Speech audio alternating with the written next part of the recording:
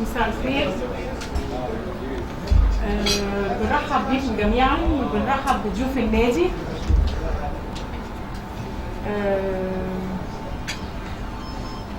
بنرحب بضيوف النادي جميعا، وبنرحب بزملائنا اللي ما بنشوفهمش كتير يعني، واهلا وسهلا بيهم.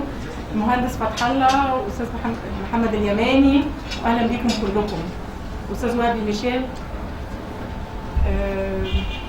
برحب ترحيب خاص جدا بالمهندسه ناديه عبده، والحقيقه الحمد لله على السلامه، عشان هي كانت وقعت اتكسرت، وهي المهندسه ناديه عبده عضو معانا في النادي ورئيس تنويل اسكندريه ونائب محافظ البحيره. اهلا بحضرتك. اهلا بيكم. ميرسي خالص. الحمد لله على سلامتك.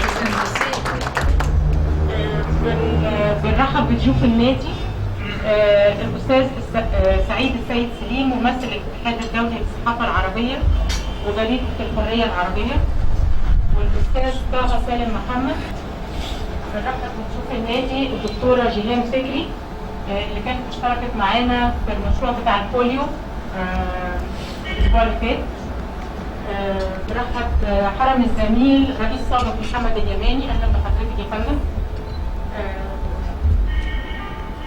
برحب بمدام وفاء محمود اخت مدام دكتور، اهلا بحضرتك.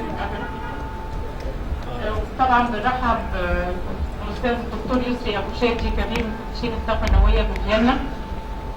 ونهدف كل بنرحب بالطلبه المهندسين اللي كلنا بنفتخر بيهم، واهلا وسهلا بيكم. الاستاذ المهندس جورج ميخائيل، المهندسه فاطمه عبد الحافظ، المهندس محمد ابو العلا، المهندس احمد امين، المهندس محمود سالم، المهندس فادي ناجي. اهلا بيكم. بجد احنا فخورين جدا جدا بيكم يعني، ومصر لازم تكون كلها فخوره بيكم.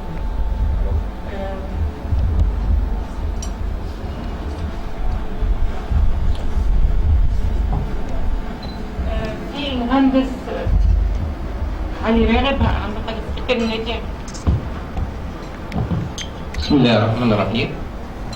والحقيقه النهارده كانت كلمتني المهندسه نعمه الاولى اللي هي ماسكه الخدمه الكوميونيكيشن الفنيه، والحقيقه هي كانت بتتكلم ان احنا ممكن نعمل خدمه مهنيه لكل عائله عندها شهيد او جريح او مصاب من الثوره، بحيث ان احنا نشغل احد اعضاء الاسره بدل ما نديهم مقابل مادي او اي حاجه، يبقى بنوفر لهم عمل بحيث يعود الاسره اللي حصل فيها هذا سواء كان شهيد او.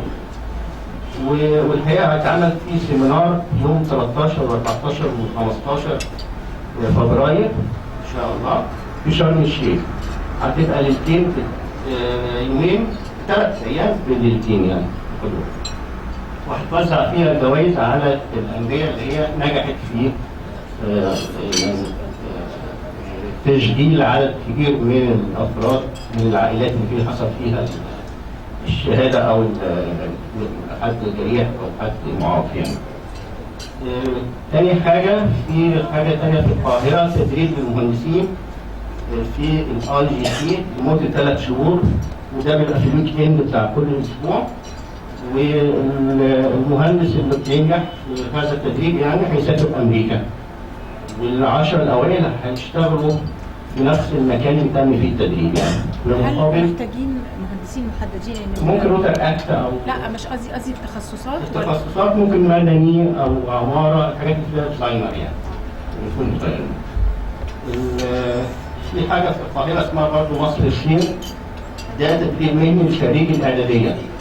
ده بيسافر ايطاليا لمده 5 سنوات، وبيجي كل سنه بيدرب في الجامعات الاهليه برضه الطلبه اللي هم خريج الاعداديه. ده على اعمال التي في والموبايلات والفندقه، على 3 حاجات يعني.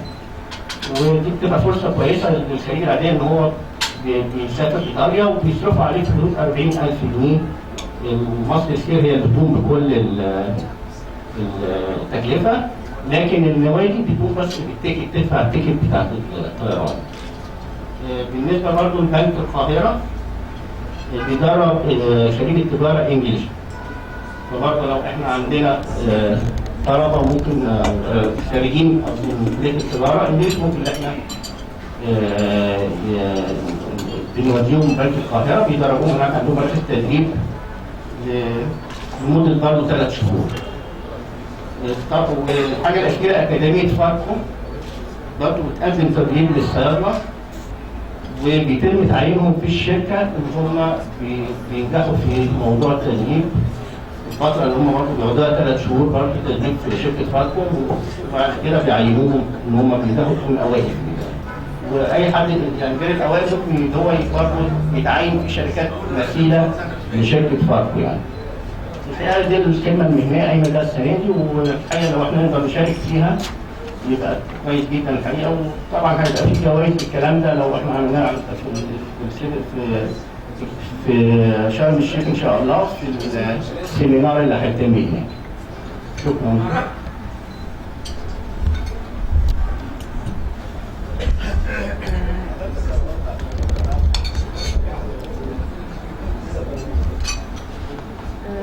حد يحب يضيف اي اخبار او اي حاجه تاني؟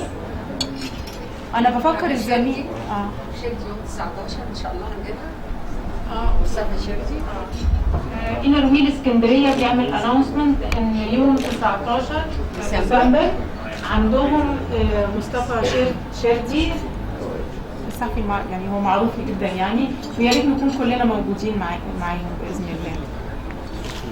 وانا برضو عايزه اعمل اناونسمنت على الحفل الخيري السنوي بتاعنا، ان شاء الله هيكون 22 ديسمبر في الفور سيزونز، وهو بالاشتراك مع نادي روتري راكودا والرمل وانر ويل اسكندريه. فالتيكتس ان شاء الله لسه هتطبع الاسبوع ده، في شويه حاجات نهائيه بنخلصها، ويا ريت كل النادي طبعا يشترك فيها باذن الله. في اضافه صغيره، الدكتور سيدي عبد السلام يعني بيعتذر عن الحضور عنده اجتماع. كان مشرف انه يحضر الحقيقه النهارده تكريم. هو عنده ناس من هو عنده اجتماع مع مجموعه من الاتحاد الاوروبي، فهو يعني اجتماع شغل هام جدا، مش ما يقدرش يعتذر عنه، هو بيعتذر لحضرتك شخصيا يعني.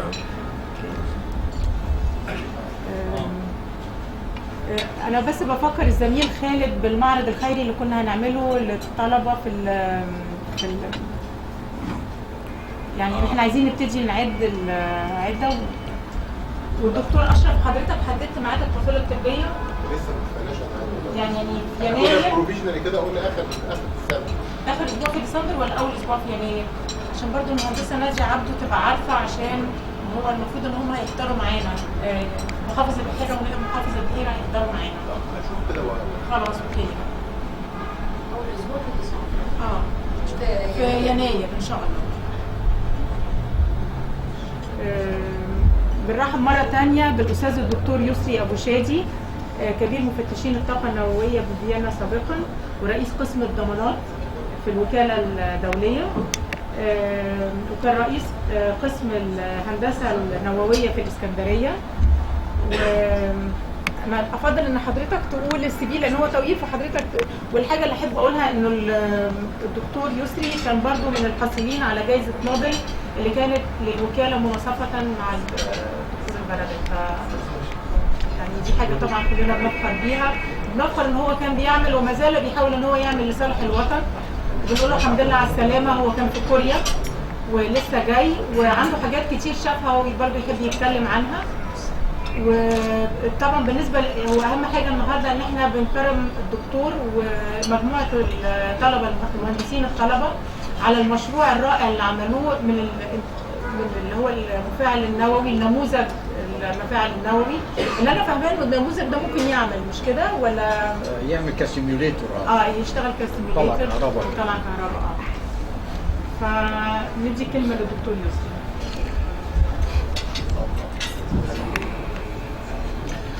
يعني يسعدني المرة الثانية أكون في نادي روتري هنا اسكندرية، ويمكن المرة اللي فاتت كان الموضوع فني سياسي شوية، اتكلمت فيه عن حقيقة المفاعل النووي السوري، ويمكن اول مره كنت بتكلم في مكان معروف او مفتوح عن هذا الامر يعني. النهارده انا بتكلم عن موضوع يمكن اكثر اهميه، وهو قدرات مصر على البناء. احنا بقالنا يعني يمكن 3 سنين دلوقتي الاسهم كلها في النازل، كل الاقتصاد والانتاج في بلد في النازل. يعني بيتهيألي كلنا تعبنا من كتر المظاهرات والاعتراضات، وفي كل شويه في يعني الناس عوامل الهدم كترت. خسرنا كتير قوي، خسرنا كتير مصانع، يعني يمكن تصل لالاف المصانع المتعطله او اللي واقفه. الاقتصاد بتاعنا نازل، نسبه التنميه بعد ما كانت 7-8%، النهارده بنتكلم على 1%. الاقتصاد الدولي ومعاونته واستثماره قل. مش عايز انا اخش بقى انا عايز اخش في حته واحده، ويمكن بدايه المشروع اللي عندكم ده. هل يعني هنستمر كده ولا تصديق؟ هل هنكمل في المسيره دي ولا احنا عايزين الشباب يهتم ويحس بطعم البناء؟ فاحنا حتى كان التايتل بتاعنا البناء في زمن الهدم. كانت دي يمكن التايتل بتاع المشروع بتاعنا. انا الحقيقه يمكن زي ما الاستاذه منى اتكلمت، يعني ربنا اداني فرصه ان انا الف العالم كله، ازور لمفاعلات العالم بالذات، اصمم المفاعلات، وده يمكن هوايتي من صغري وتخصصي الاساسي ان انا بصمم مفاعلات نوويه، وشفت العالم كله بيعمل ايه. فكان نفسي ان احنا دلوقتي خلاص ناس بتكبر في السن، يعني جيلنا هينتهي وما بننقلش حاجه للجيل الجديد. فكانت الفكره انه لا، انا عايز انقل الخبرات اللي انا شفتها والحاجات اللي انا شفتها في العالم كله الى شباب، هو ده ان شاء الله اللي هيقود مصر في المستقبل القريب في مجال حيوي وهام لمصر، وهو مجال الطاقه النوويه. الطاقه النوويه حل حتمي لمصر. انا مش عايز اخش في تفاصيلها قوي، لكن عايز اقول ان مصر باختصار لا قيام لها في مشكله الطاقه، ومشكله الطاقه دي معناها الانتاج والصناعه والخ الا الطاقه النوويه.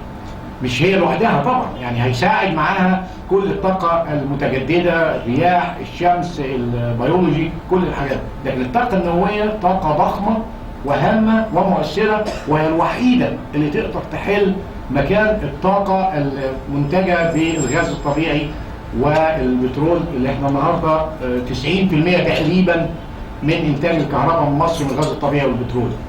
ففكرنا في نعمل هذا المشروع، مشروع تصميم وتصنيع نموذج لاول مفاعل نووي مصري يتصنع في مصر. كان دايما الناس عندها دايما عدم الثقه في الصانع المصري، عدم الثقه في المصمم المصري. ما حدش كان بيتخيل ان احنا ممكن نصنع مفاعل نووي. لما الواحد كان بيقول كده في الاول، يعني اخذنا الحقيقه انتقادات شديده قوي في البدايه. بعض الناس قالت مفاعلات كرتونيه، مفاعل يعني هزلي، او مفاعل، او احسن واحد قال ماكيت. يعني احنا ما يمكن ما كلمناش كتير وقتها، وانا اخذت ال10 طلبه دول اعتبرتهم ابنائي واديتهم وقت خاص جدا، قعدنا عشان يفهموا يعني ايه مفاعل نووي حقيقي، يعني ايه تصميم مفاعل نووي، يعني ايه الحسابات، التصميم، البنى، كل المراحل دي مرينا بيها. وشاركوني المجموعه اللي هي ال10 دي، وانا الحقيقه فخور بيهم كلهم، اللي اثبتوا كفاءات، كلهم كفاءات عاليه. يعني يمكن لو انا اكمل هنا بقى من البرزنتيشن بسرعه. الغرض كان الفكره ايه؟ زي ما قلنا ان احنا عايزين نصمم نموذج لاول مفاعل مصري يتصنع هنا. هل يا ترى احنا عندنا الحقيقه ساعه ما ابتدينا انا عندي قناعه داخليه بان المصري لما بيتحط في موقف صعب بيثبت كفاءه عاليه. يعني الفكره دي موجوده عندي لاني اشتغلت بره في بعض الدول العربيه، شفت المصري اللي بيشتغل في دوله عربيه بيبقى حاجه ثانيه. تلاقي المصري هنا كسلان وما بيعملش حاجه ويضيع وقت، تروح هناك تلاقيه بيشتغل على مستوى عالي جدا. طبعا ليه؟ لانه حاسس ان هو مكافئ يعني بما يعوضه يعني. لكن انا كان عندي دايما القناعه ان الصانع المصري يقدر يعني. لكن هل القناعه دي كانت هتوصل لمستوى التنفيذ ولا كان هتقابلنا عقوبات كثيره يعني؟ فاحنا ابتدينا هذا المشروع، كان اهدافه اهم هدف فيه التعليم الاول، الناس دي تتعلم وتعرف هي ويمكن الجيل اللي جاي وراها يعرفوا يعني ايه مفاعل نووي. مع الاسف يعني كبدايه يعني كان في شويه يعني عدم دقه في مفهومهم للمفاعل النووي، يمكن من كتر النظري اللي اخذوه، ويمكن برضو انه بعض الاساتذه مش متخصصه قوي في المجال. فعملنا الابحاث ان انا عايز الناس دي تفكر وتبحث، تخترع حاجه، تخترع وقود، تخترع جزء فني ناقص هنا او هنا. المحاكاه وتدريب العاملين، احنا عايزين نوصل الى سيميوليتور. احنا ما كانش الهدف ان انا ابني مفاعل بحقه حقيقي يشتغل، لان احنا ما عندناش قدرات ان احنا نجيب يورانيوم. نجيب يورانيوم منين؟ زي ما بقول اليورانيوم ده استراتيجيه دوله، ده مش احنا افراد. فكان اللي بيطلع اشاعات عننا دي على الحقيقه عشان يحاول يهدم هذا المشروع. فاحنا قلنا احنا ما بنبالغش، احنا عارفين قدراتنا ايه، لكن قدراتنا مرتبطه ان انا اعمل سيميوليتور، نموذج لمفاعل نووي بس حقيقي بمواد حقيقيه وبتشكيل وتصميم حقيقي. كان اهم حاجه هي قدرات الصناعه المصريه. يا ترى الصناعه المصريه تقدر تعمل حاجه يعني كومبلكس زي دي، ولا حكايه الصناعه المفاعلات النوويه دي كل واحد يفكر فيها لا دي مش ممكن غير الدول الكبرى والشركات الكبرى بس. قلنا نجرب ونشوف الصناعه المصريه هتعمل ايه. الحقيقه الانجاز ان احنا نجحنا. انا بقول نجحنا بنسبه 110%. ليه؟ لان احنا خطتنا في الاول تخطينا لان لقيت يعني تعاون هائل من الطلبه، تعاون هائل من المصنع اللي يشتغل معانا في التصنيع. فبقيت ازود في الطلبات بحيث انه برغم ان ده يعني في النهايه مشروع دراسي لمده يعني 8 اشهر مثلا ولا حاجه، احنا تخطينا الهدف المأمول منه. شوف وراك. احنا صممنا مفاعل، نموذج للمفاعل. الحقيقه هي دي فكرته، الفكره الجديده خالص، سميناه أليكس 50. ايه بقى مفاعل أليكس 50؟ الحقيقه هي فكره جديده على مستوى العالم. برضه انا يعني ما بكبرش فينا اللي احنا عملناه، لكن احنا عندنا مشكله كبيره قوي. احنا ليه طول الوقت بنتكلم على مفاعلات زي مفاعل الضبعه، او حتى لو كنا هنعمل على البحر الاحمر او على العريش، او يعني محتاجين مصادر مياه ضخمه جدا. بالرغم ان اظن 95% من البلد يعني مصر صحراء وغير متوفر فيها المياه بشكل كبير، والنيل بنحاول نبعد عنه عشان العامل السيكولوجي يعني. طيب يبقى انا عايز اعمل مفاعل ما يستعملكش ماء كثير. المفاعل لازم يتبرد، بس يتبرد بشكل قليل. المفاعل اللي احنا بنصممه ده اللي هو مفاعل 50 أليكس 50 ده مفاعل بيطلع 50 ميجا وات، يكفي لحوالي 200,000 اسره، يعني مدينه صغيره او حي كبير. يحتاج لكميات محدوده من الميه. فيا اما لو انا بعمله في منطقه نائيه زي صحراء اقدر اطلع الميه من تحت الارض، او اعمل تنقيه للميه المستعمله، او بالكثير هعمل انبوبه او بايب كده بتوصل بالبحر ان شاء الله لو كان على بعد مثلا 30-40 كيلو. يبقى دي الفكره اللي احنا الجديده، هي فكره يعني يعني جديده على نوعها على مستوى العالم. الحقيقه العالم فكر قبل كده بيعمل مفاعلات صغيره او متوسطه، لكن ما فكروش في ازاي المفاعل يكون قليل استهلاك الميه. النهارده في دوله عربيه عندها مشكله كبيره قوي اللي هي الاردن، لان ما عندهاش ميه، والحته الوحيده اللي هي العقبه تحت على البحر دي قال لك لا يصلح للمفاعلات النوويه. فالدوله دي يمكن اول دوله عربيه هتبني مفاعلات في الصحراء حقيقي، يعني ما عندهاش مصادر مائيه غير الميه اللي بينقوها من الاستخدام المنزلي. لكن في النهايه احنا تم التصنيع في مصنع وطني مصري بايدي مصريه في 6 اكتوبر. المصنع ده ورشه اسكندريه، وده برضه احدى الاهداف ان انا اصريت ان جزء من الشغل يتم في ورشه اسكندريه مع كل المشاكل في هذه الورشه، ويمكن انا بخاطب الجامعه يا ريت يبصوا ايه اللي بيجرى في ورشه اسكندريه دي، بتموت داينج، ورشه ما فيهاش امكانيات خالص. لكن يعني نجحنا، ومع معاونه الطلبه الحقيقه ان احنا نزقهم وجبنا لهم الماتيريال والبتاع عشان يصنعوا جزء من المفاعل. احنا على فكره صممنا مفاعلين، مفاعل كوري جنوبي ومفاعل روسي. السبب ان احنا اخترنا النوعين دول لان احنا بنعتقد ان اقرب مفاعلين تجاريين على مستوى العالم، واللي بعتقد ان واحد منهم هو اللي هيجي يتعمل في مصر، فاخترنا الاثنين دول. ودي احدى المشاكل اللي كانت يمكن بتقع مع هيئه المحطات النوويه، اللي كل شويه يقول احنا ما كملناش موضوع الطبعه ولا دراسه البيئه عشان خاطر ما اخترناش المفاعل. احنا عملنا دراسه في المشروع، اول ما ابتدينا المشروع عملنا ايه المفاعلات اللي موجوده في العالم، لقيناهم هم 5 اللي موجودين في السوق. استبعدنا 2 لاسباب فنيه، واستبعدنا 1 لاسباب سياسيه، واخذنا 2 تانيين اللي اعتقدنا ان هم سوقهم جامد. 2 دول على فكره موجودين في الامارات، في الاردن دلوقتي، في تركيا، في ايران، واحتمال السعوديه قريب. فالحمد لله تم التصنيع. ودي بقى بعض الاجزاء اللي شفناها في المفاعل، حضراتكم هتشوفيها برضه في الصور. ده وحده الوقود النووي اللي ما فيهوش يورانيوم، عشان ما حدش يتخض يقول لك وقود نووي او يروح يبلغ الوكاله الدوليه للطاقه الذريه، الوكاله بتاعته يعني، يقول لك مصر دلوقتي ومع الاسف ان في بعض الشخصيات البارزه في اسكندريه وجامعه اسكندريه عقلهم بيتخيل ان احنا ماشيين في حاجه خطا وخطيره وان احنا بنعمل مخالفات. احنا ما عملناش ولا مخالفه، وطبعا انا واحد قضيت 25 سنه في الوكاله الدوليه للطاقه الذريه عارف ايه اللي صح وايه اللي غلط. فما خوفناش ان في شخصيه مع الاسف مصريه من سنوات كده طلعت تقارير ضد مصر وان مصر بتخالف وبتاع، لان مع الاسف وقتها الحكومه المصريه ما فهمتش حقوقها وواجباتها وما عرفتش تعترض على هذا التقرير. التقرير ده مع الاسف اثر على مصر واثر على بعض الشخصيات انهم خايفين. فالمفاعل ده عمل لنا شويه مشاكل من الخوف منه. انا بقول احنا ما عملناش حاجه، في النهايه هو ده كله شويه حديد حقيقي، حديد حقيقي، لكن ما خالفناش، احنا ما استعملناش ولا ماده نوويه. مين بقى هيجي يحاسبني عشان انا صنعت نموذج مفاعل من غير مواد نوويه؟ ولا حد يقدر يعملها.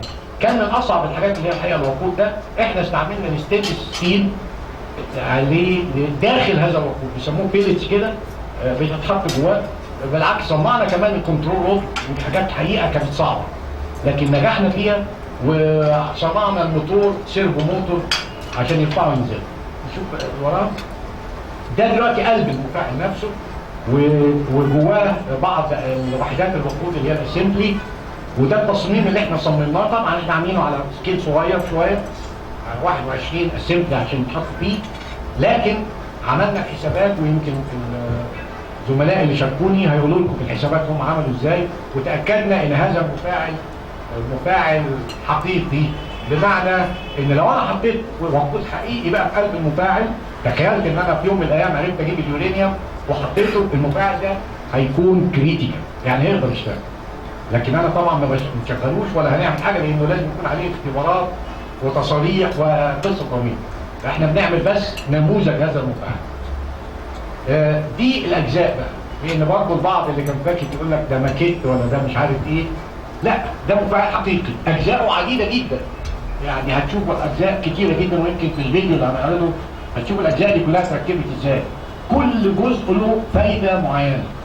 وخليني اقول ان انا حقيقه يعني هي مش فاتحه لينا، لكن احنا الاسبوع اللي فات زي ما استاذه منى قالت احنا كنا في موريه في كوريا الجنوبيه بنزور المفاعلات بتاعتنا. وانا الحقيقه سعدت بفخر شديد جدا لما دخلنا الانفورميشن سنتر اللي بيعرض نموذج المفاعل الحقيقي اللي احنا هنشوفه، وفوجئت بان اللي احنا عملناه ده كله موجود هناك، وان احنا التصميمات اللي احنا بنصممها بالرغم قله المعلومات المتوفره لدينا لكن شغلنا مخنا طلعت سليمه. ده قلب المفاعل بقى، ده قلب المفاعل يعني قلب المفاعل داخل وعاء المفاعل اللي احنا صنعناه. وطبعا كله انا بقول مواد حقيقيه ليه؟ لان احنا ما استعملناش ماده لم تستعمل قبل كده في المفاعلات. لكن يمكن ما استعملناش نفس السبيكه اللي هم الكوريين بيستعملوها، اكيد لا طبعا، لان هم ده سر عندهم وانا مش عارف سرهم، لكن في النهايه احنا استعملنا ستينلس ستيل معين استخدم اوريدي في المفاعلات البتروليه. هنا مقارنه سريعه بين المفاعل اللي احنا صنعناه والمفاعل الكوش الحقيقي. خلي بالكم هنا السكيل، احنا المفاعل بتاعنا حوالي 2 متر، يمكن هيبان في الصوره اللي وراها، هم حوالي 14 متر. يعني عاملين او ده يمكن يبين حجم المفاعل، ودي الصوره دي تقريبا بالحجم الطبيعي للمفاعل اللي احنا عملناه. هو المفاعل حاليا مع الاسف ما مش مستفاد منه، مركون في اوضه ما، يعني ما حدش لسه استفاد منه. المشروع اللي احنا عملناه كنا ماشيين فيه كويس ما كملش. ده بقى خلينا نتخيل موقع الطبعه اللي احنا بنتكلم اليومين دول كتير عنه. احنا كان لينا برضه وجهه نظر في مجموعه في المشروع دخلت في دراسات الطبعه دي والموقع وتعديل المساحه، وعدلنا المساحه، واعتقد ان القياده اخذت جزء من الكلام اللي احنا قلناه بتقليص المساحه. انا عايز بقى اقول الفيديو 4 دقائق بس عن التجربه دي وازاي التركيب عشان تشوفوا الشكل العام بتاعه.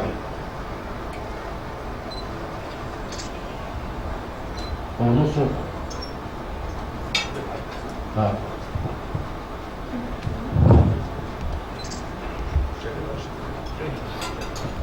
دول ال10 اللي شاركوني في هذا المشروع، 10 طالبات.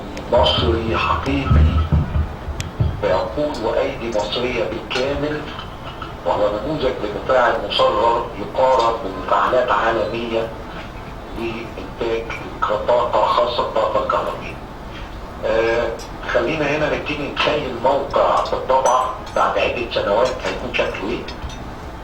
وهنا هنوضع بعض التفاصيل المحطة، وبصورة خاصة المنشأ الأحمر ده اللي هو يمثل وعاء المفاعل، وفي أهم أجزاء المفاعل خاصة الوقود ده اللي احنا هنصممه ونصممه. انا هنتكلم بسرعة يعني الفيديو هو بس هيديك صورة عن اجزاء المفاعل وطريقه تركيبه ايه، او يعني بمعنى اخر الكومبليسيتي بتاعه المشروع ده.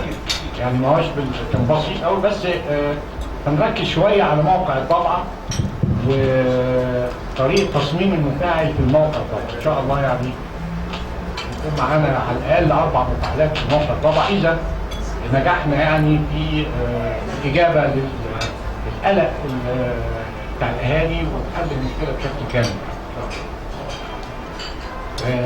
يمكن انا ندي بقى فرصه لحد من الطلبه يتكلم لنا عن كل واحد دوره ايه في المشروع ده.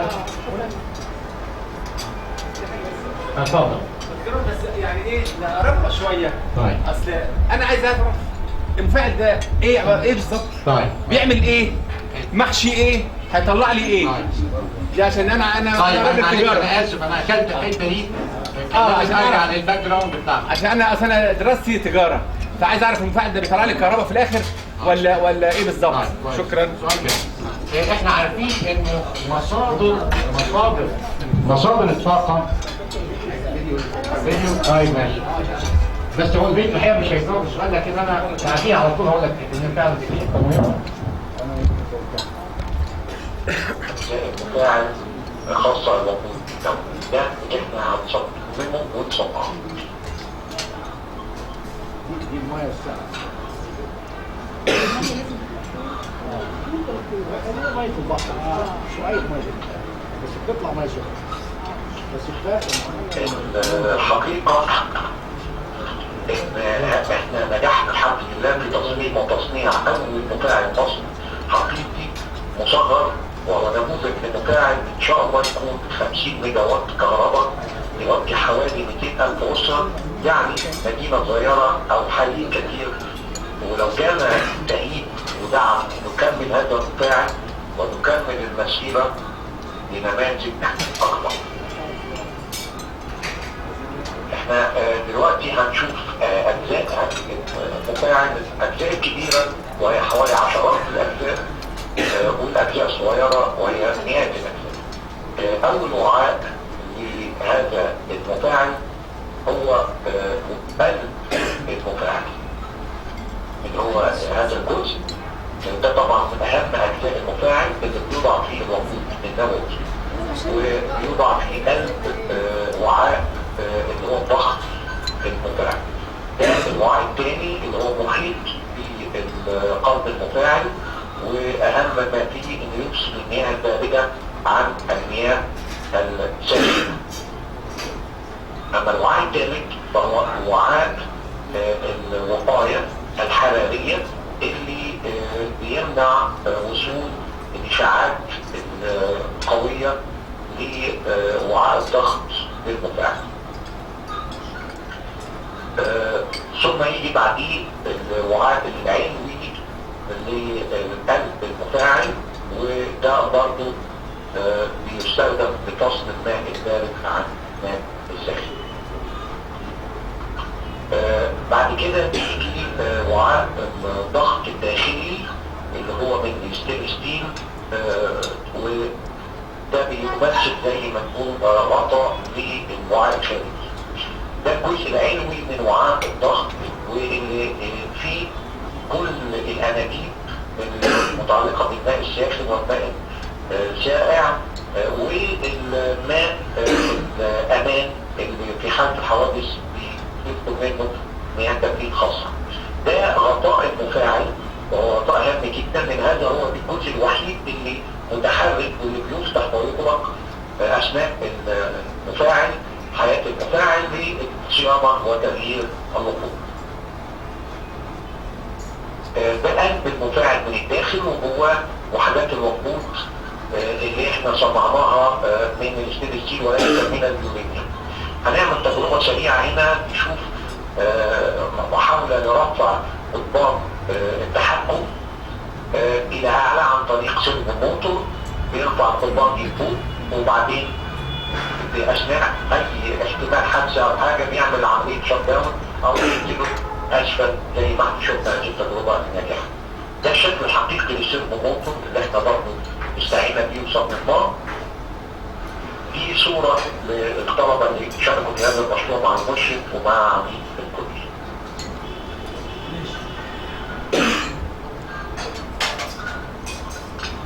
ده الحلم اللي احنا منتظرينه في الطبعه وفي غيرها.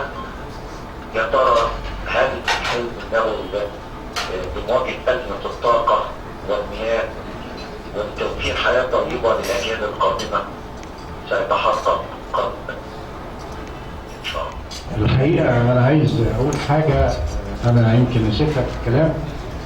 احنا اخذنا دعم قوي جدا من كليه الهندسه ومن جامعه اسكندريه، اللي ترجم من خلال اكاديميه البحث العلمي بصوره خاصه. يمكن عميد الكليه السابق كان متحمس جدا وداعم لهذا، واتكلم مع رئيس الاكاديميه، ورئيس الاكاديميه قرر انه يعني مش يدعم من مشروعنا بس، قرر يحوله الى دعم لجميع مشاريع كليات الهندسه يمكن في جمهوريه مصر العربيه. لكن مشروعنا طبعا فاز بنصيب الاسد ودون ميزانيه كبيره الحقيقه، يمكن جت متاخره شويه، لكن على الاقل برضه فادتنا في الاخر. فطبعا ده بنشكر لهم المجهود ده. والحقيقه الاكاديميه كانت مستمره معانا بعد كده، لكن مع الاسف تعطل البرنامج دلوقتي، والله اعلم يعني ممكن ولا لا، فاحنا مأجلينه شويه. هرجع بقى بسرعه اقول يعني اعمل باك جراوند خلفي بقى شويه. نقول ان مصادر الطاقه في مصر وفي العالم بتتركز اساسا، خلينا في مصر اكثر. اساسا الغاز الطبيعي نمره واحد بيشكل حوالي 80% من كهرباء مصر، يعني محطات الكهرباء اللي باخد الغاز الطبيعي من الآبار وبحرقه وبسخن بيه ميه، والميه بتطلع بخار، البخار اعديها على تربينه، التربينه تخش في لفه جنريتور يطلع كهرباء. ده اللي موجود عندنا النهارده يمكن 80%. نفس الكلام البترول، نستعمل السولار والمازوت، بيحصل نفس الفكره، ومن وجود الحرق احرق برضه السولار والمازوت يطلع لي بخار يطلع الكهرباء. 90% تقريبا من كهرباء مصر عايشه على ده. النهارده البترول في مصر بقينا نستورد حوالي 50% من البترول المصري، بستورده من منتجات البترول المصري بستورده من الغاز. الغاز الطبيعي اللي كنا متخيلين ده انه لسه بدري قوي عليها عشرات السنين، مع الاسف دي يعني يحاسب عليها بالذات الوزير الاسبق للبترول. النهارده فوجئنا السنه دي مصر بتستورد وعايزه تستورد غاز طبيعي. طب لما انا ابتدي في المجال ده يبقى لي مصدرين اللي هم معيشين مصر بيخلصوا، وما عنديش فلوس حتى بعد كده ان انا افضل اشتري فلوس. فاضل لي 10% اللي هم جايين من المياه من السد العالي وخزان اسوان، دول خلصوا. يعني خلصوا بمعنى ايه؟ وصلوا للسقف بتاعهم، مش هيزيدوا عن كده. يعني هم مقربين على 3000، اقل من 3000 ميجا وات. خلاص انا ما عنديش مصادر ميه عشان اطلع بيها كهرباء مره ثانيه. بالعكس، ده بعد السد النهضه بتاع اثيوبيا، السد العالي وخزان اسوان قد يصل الى النص. ده الكهرباء بتاعتنا تقل في الوقت الجديد. طب هنعمل ايه؟ الطاقه المتجدده، مصر داخل في مجال الرياح بصوره خاصه، والزعفرانه عندنا محطه كبيره هناك 550 ميجا وات. لا، وبنحاول في الشمس برضه عندنا محطه صغيره كده في الكريمات بتاع. هل ده هو البديل؟ طيب ادي اقول لكم، هو النهارده الشمس دي بتشتغل 24 ساعه. النهارده لما اجي في مخالفه يمكن المسؤولين ما بيقولوهاش للشعب صح. يقول لك ايه؟ انا فتحت النهارده محطه 100 ميجا وات، ده مش مكتوب في موجو. طيب 100 ميجا وات بتاعتك دي هتشتغل على 100 ميجا وات 24 ساعه؟ لا طبعا. بتشتغل كام؟ 20% فقط من الوقت بتاعها الحقيقي، لان هو بيصممها ال 100 دي عند اقصى لحظه الشمس شغاله فيها. ده البيك بتاعها، لكن الافرج بتاعها هتلاقيه منخفض كده، ما بتزيدش عن 20% 25% بالكتير. نفس الكلام الرياح مش ماشيه متواصله، لو الرياح كمان ضعيفه قوي او قويه قوي لازم اوقف وحدات الرياح. يعني في النهايه برضه انا بمسك طاقه الرياح والطاقه الشمسيه الافيلابيلتي بتاعتها ما تزيدش عن 25%. طب انا عايز حاجه تشتغل 24 ساعه 12 شهر او 24 شهر كمان، وثابته على الماكسيمم بتاعها. ده مين؟ ده الطاقه النوويه. المفاعلات النوويه مفاعلين زي اللي احنا عملناهم ده، الكولي 1400 ميجا وات كهرباء طالعه مستمره. اضرب بقى في 24 ساعه، اضرب في السنه كلها، اضرب. بيغير الوقود بتاعه كل سنتين، يقعد له شهر يغير الوقود ويكمل. يبقى انا ده مصدر للكهرباء عندي مستمر ومش معتمد على حاجه. شمس طالعه، شمس نازله، غاز متوفر مش متوفر زي ما شفنا محطات كتير من الكهرباء تقف بسبب عدم توفر الغاز. ده مفيش الكلام ده. الوقود النووي اعترف ان المنطقه حساسه، لكن هو ما بيخلصش في يوم وليله. الوقود النووي ده بعيش كتير، فانا عندي مصادر لاستيراد الوقود النووي اذا كنت مش هصنعه يعني في مصر من دول عديده. زمان كنا خايفين من الغرب، النهارده الصين وروسيا وايران حتى كلهم بيخصبوا اليورانيوم، فما بقاش عندي مشكله في السوق. من هنا بدي لك الصوره العامه ان الحل النووي لمصر حل حتمي. انا النهارده عندي 30,000 ميجا وات كهرباء دي الكباستي دلوقتي اللي طالعه من مصر. منهم ما يقرب من 25,000 ميجا وات يمكن اكثر او 26 من البترول والغاز الطبيعي. طب ده لو هو في الناس مين اللي هيديرهولي؟ مش الطاقه الشمسيه، الطاقه الشمسيه والطاقه الرياح. انا واحد من الناس اللي مؤيد على اللونج تيرم، بس انا دلوقتي بتكلم كمان 10 سنين. مين ده اللي هيحل مكان ال 30,000 دول؟ هيجيبهم منين؟ المصدر الوحيد محطات نوويه، لان المحطه الواحده ب 1400 ميجا وات. الامارات تنبهت لهذا برغم انها دوله غنيه بتبني 4 ومتعاقدين على 4 تانيين. يعني الامارات في خلال سنوات اقل من 10 سنين يكون عندها 8 محطات نوويه بتدي يمكن مع بعض على 12,000 ميجا وات، برغم انها دوله غنيه بالغاز والبترول. ده هيديها ايه؟ هيديها ان الغاز والبترول بتاعها هيتوفر، هتبيعه بسعر غالي جدا، مستوى الدخل عندها هيزيد. بالاضافه طبعا ان الطاقه النوويه طاقه نظيفه اثناء العمل الروتيني العادي. الطاقه النوويه اكثر طاقه ما بتطلعش حاجه، ولا بتطلع ثاني اكسيد كربون، ولا مفيش الكلام ده كله، لان مفيش حرق، ما بتحرقش حاجه. فهو اليورانيوم بتعتمد كله على اليورانيوم اللي بينشطر نصين، وطاقه الانشطار دي هي بتولد الحراره، والحراره هي اللي بتحولها لكهرباء بعد. فدي الفكره الاساسيه. ولو في اي حاجه ثانيه نرجع بقى هنرجع للطلبه. انا بس احب ارحب بالاستاذ الدكتور سجي عبد السلام وكيل جامعه الاسكندريه، وميرسي جدا جدا على حضور حضرتك. انا عارفه المشاغل وانا متشكره جدا. والدكتور سجي زميلنا في النادي، فاهلا بحضرتك. انا اسفه، نائب رئيس جامعه اسكندريه. انا اسفه يا دكتور، معلش.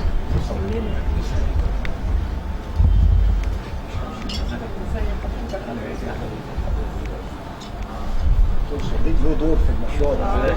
طبعا هو اللي كان مشرف على الميزانيه بالذات.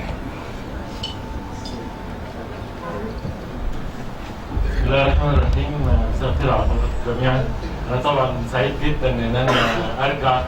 يمكن بقالي سنتين ما حضرتش ولا اجتماع، بس طبعا الدعوه الكريمه لاستاذنا الدكتور يسري انا ما قدرتش ما البيش الدعوه.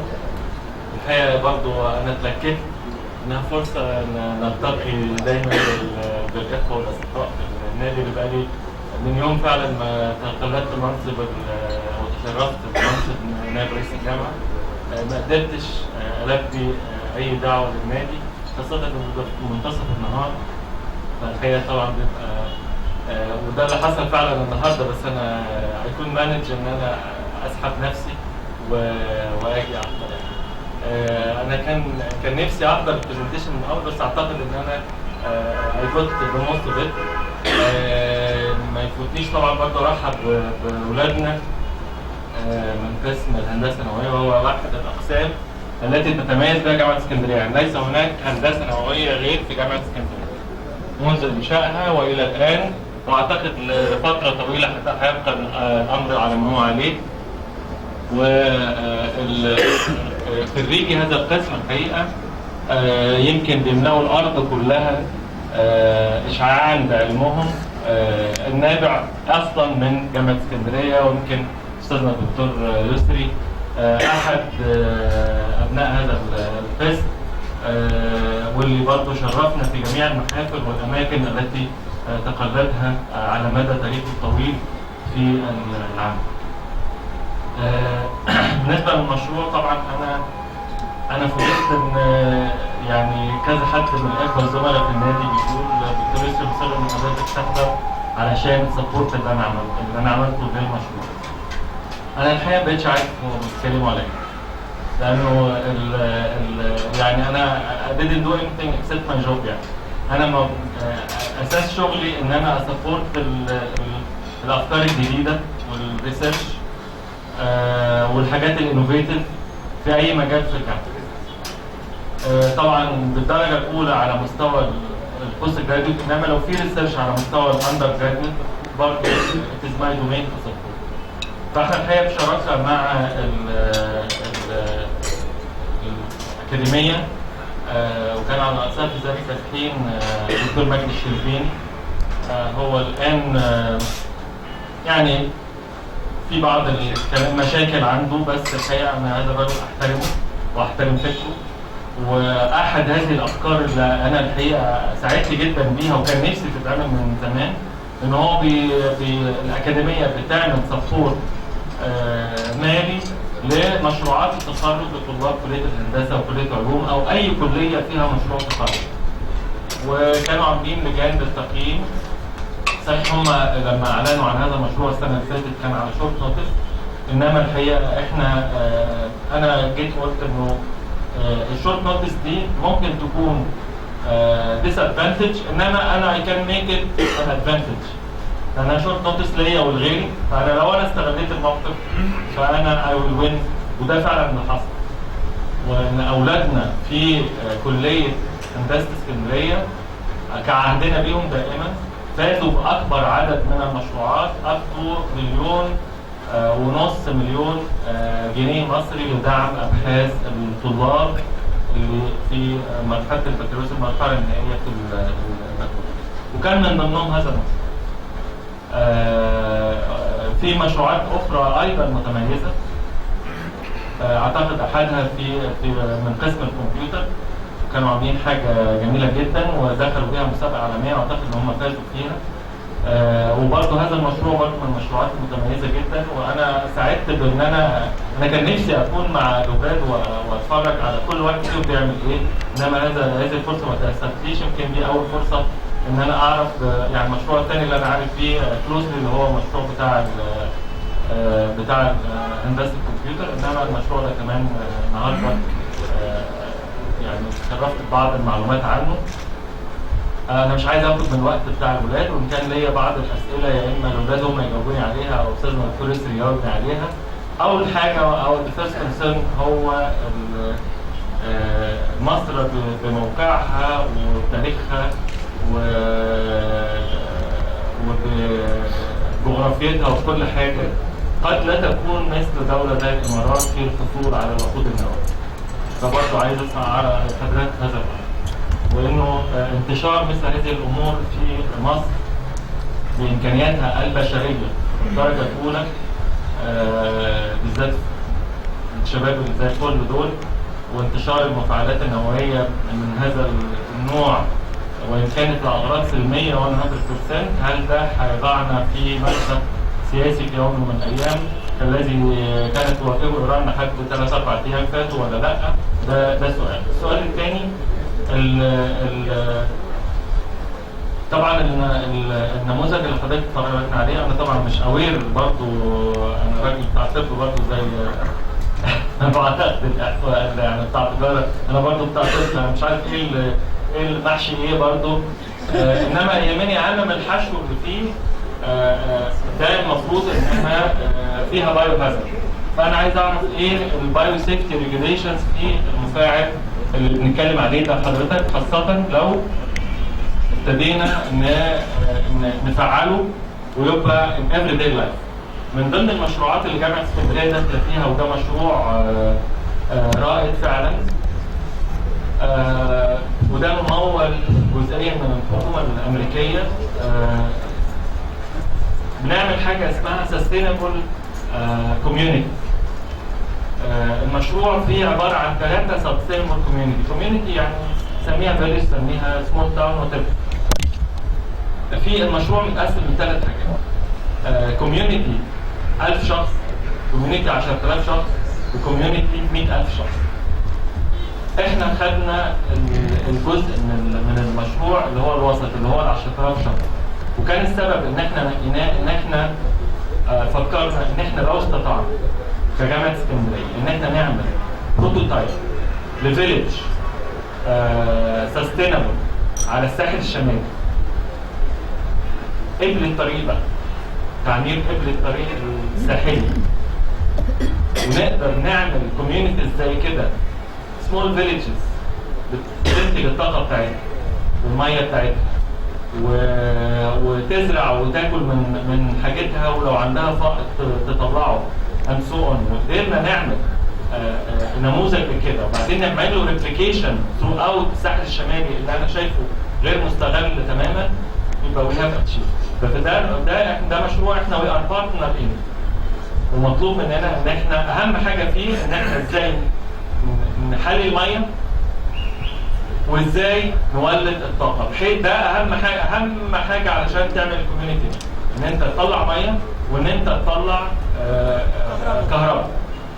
وبعدين بعد كده يبقى الكوميونتي فيري ايزي انها تنتج حاجات اخرى، تزرع الارض بالميه اللي طلعتها، تعمل مصانع صغيره او اي مكان بقى فيه كوميونتي.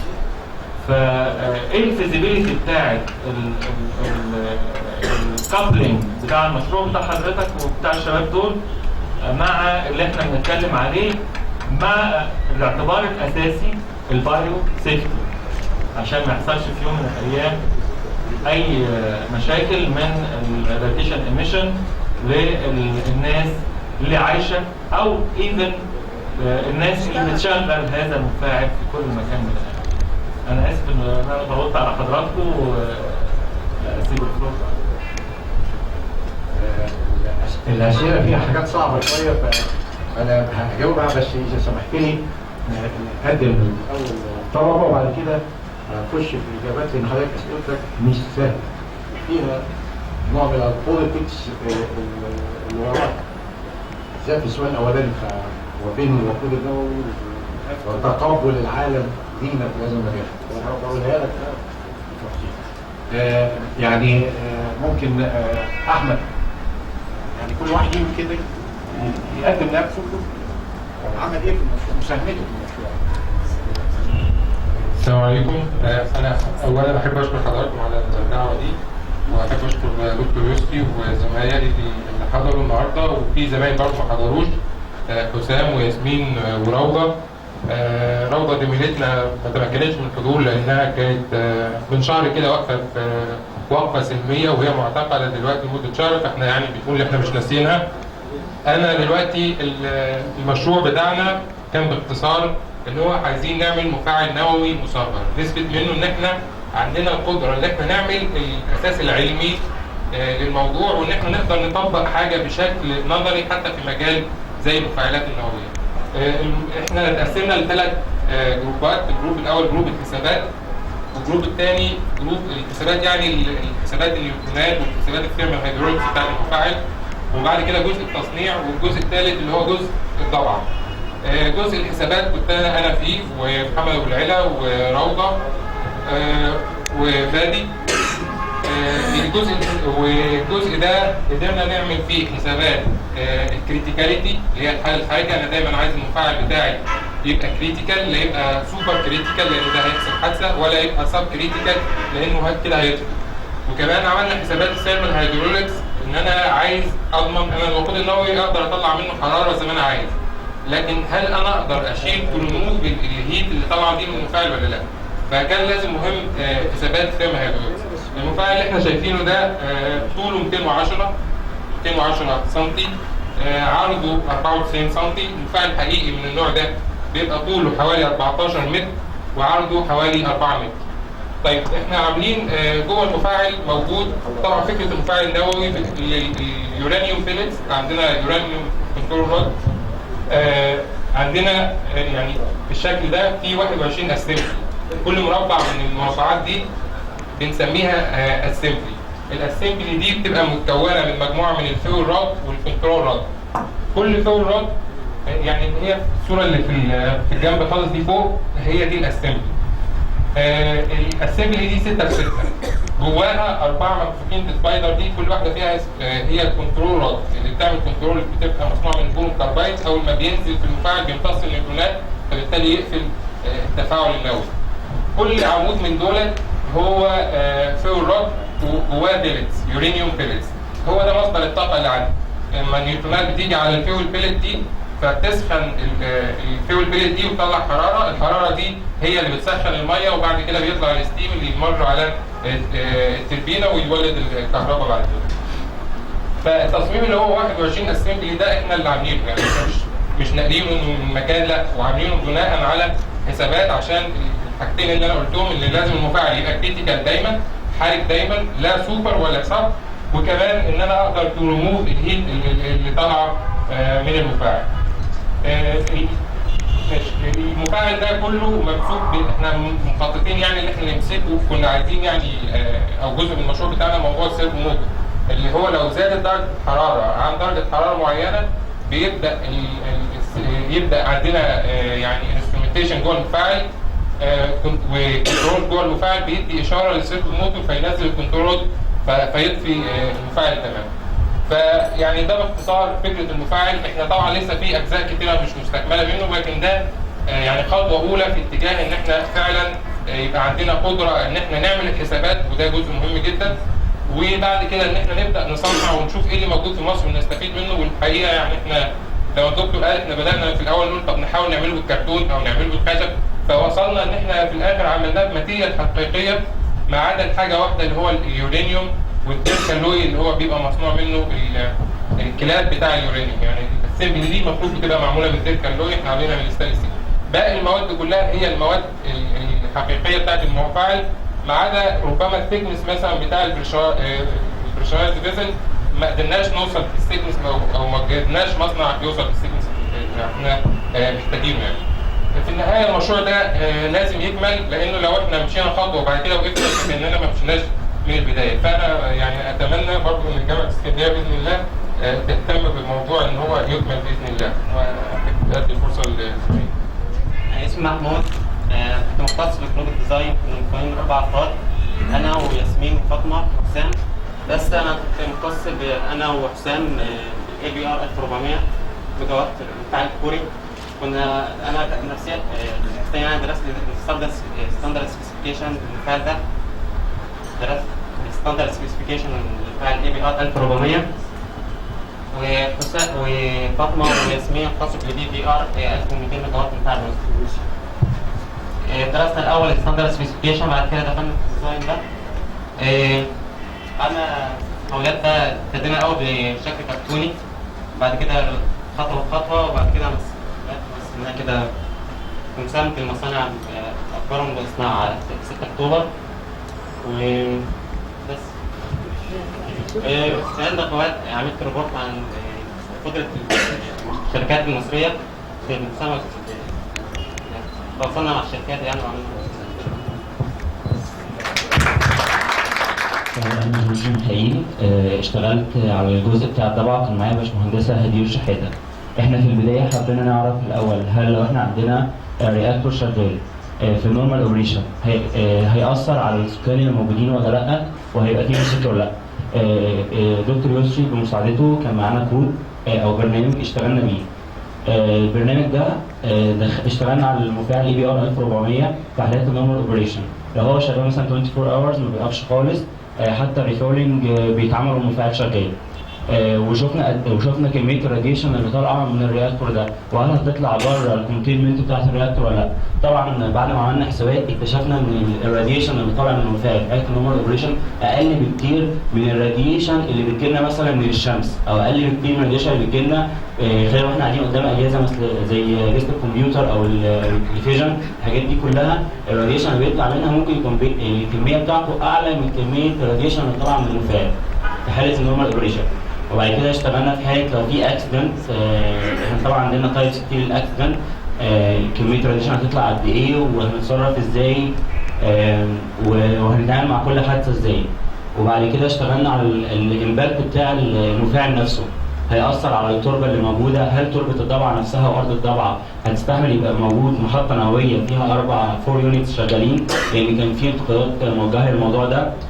شفنا الابحاث اللي اتعملت لدراسه التربه اللي موجوده، وطلبنا ان احنا كان في ناس كانت بتقول ان تربه الضبعه نفسها مش هتستحمل ان يبقى في 4 يونتس شغالين، ان التربه جيريه فيها كهوف تحت ومش هتستحمل، ممكن تاخد اليونتس ويحصل فيها صدوع. احنا شفنا التقارير اللي اتقدمت كلها، ولقينا ان اتعمل حوالي 4 ابحاث واتاخد 4 عينات، 3 عينات كانوا طلعوا بنتائج ايجابيه، التربه تستحمل وما فيهاش مشكله، وكان في عينه واحده كان فيها مشكله. طلبنا بعد كده ان احنا نستكمل الدراسات دي لان دي اهم نقطه، نعرف التربه نفسها هيبقى فيها مشاكل ولا لا. واشتغلنا بعد كده في ازاي ممكن بقى يعني نطور شبكه المواصلات ونطور الخدمات الطبيه، لان احنا لو عندنا مفاعل نووي شغال هنحتاج ان كل ده يبقى بيتطور وموجود معانا، شبكه مواصلات قويه، عندنا طب نووي قوي، كل الحاجات دي كنا شغالين عليها. شكرا، ده جزء حاجه. بسم الله الرحمن الرحيم. محمد ابو العلا، كنت شغال في جروب الكالكوليشن. طبعا احمد امين اتكلم وشرح المشروع بصفه خاصه، بس انا شايف ان الميزه في المشروع ده، طبعا احنا بنشكر الدكتور يسري لان هو يعني تكرم علينا بوقته وبذل معانا مجهود كبير جدا. فانا شايف ان الميزه ان احنا بعد ما كنا بندرس لمده 4 سنين دراسه نظريه بحته، دخلنا فعلا في الموضوع وبدانا ان احنا نصنع مفاعل نووي، ولو كان نموذج صغير لمفاعل نووي بس صنعنا جميع اجزاء المفاعل وعرفنا اجزاء المفاعل جزء جزء، واكتسبنا خبره كبيره جدا مع الشغل مع الدكتور يسري ابو شادي طبعا. وطبعا الدراسه النظريه بتختلف اختلاف كبير جدا عن الدراسه العمليه، يعني احنا بدراستنا النظريه حسينا بعد ما احنا عملنا المشروع دوت ان احنا فعلا قدرنا بالدراسه النظريه اللي احنا درسناها نطبقها بشكل عملي، في ان احنا نطلع يعني ناتج للاخر للمجهود اللي احنا بذلناه في الدراسه. وطبعا انا بنتهز وجود السيد نائب رئيس جامعه اسكندريه والسيده نائبه محافظ البحيره، وعايز اسال سؤال في النهايه بس، هي ليه الباشمهندسه راوده حسام ما بتتكرمش معانا هنا دلوقتي وبتتكرم في مكان تاني؟ طبعا هي النهارده معروضه على المحكمه، بندعي لها جميعا بالتوفيق وشكرا.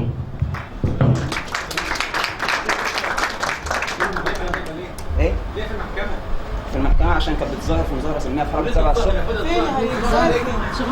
وفي 22 بنت من زمايلها كانوا بيقولوا رأيهم بحرية واتمسكوا معاها. يقول لك مش مفروض